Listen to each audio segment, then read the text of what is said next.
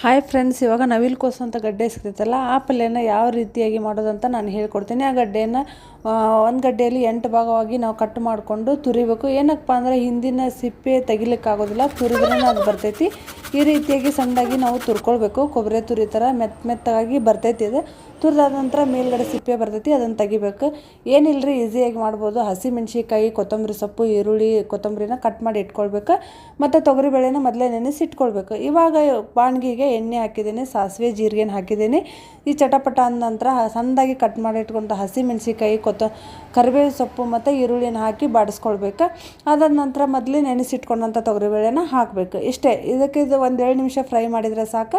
ತುರಿದಿಟ್ಕೊಂಡಂಥ ನವಿಲುಕೋಸನ್ನು ಇದಕ್ಕೆ ಹಾಕ್ಕೊಂಡು ಫ್ರೈ ಮಾಡಿದ್ರೆ ಅಂತ ಪೂರ್ತಿ ಸ್ಮೂತಾಗಿ ಬರ್ತೈತಿ. ಇದೊಂಥರ ಕ್ಯಾಬೇಜ್ ಪಲ್ಯ ಥರನ ಟೇಸ್ಟ್ ಇರ್ತೈತಿ, ಸ್ವಲ್ಪ ಡಿಫ್ರೆಂಟ್ ಇರ್ತೈತಿ, ಚೆನ್ನಾಗಿರ್ತೈತಿ. ಇದು ಒಂದ್ಸಲ ಟ್ರೈ ಮಾಡಿರಿ. ಇದಕ್ಕೆ ಉಪ್ಪು ಮತ್ತು ಅರಿಶಿಣ ಪುಡಿನ ಹಾಕ್ಕೊಂಡೀನಿ.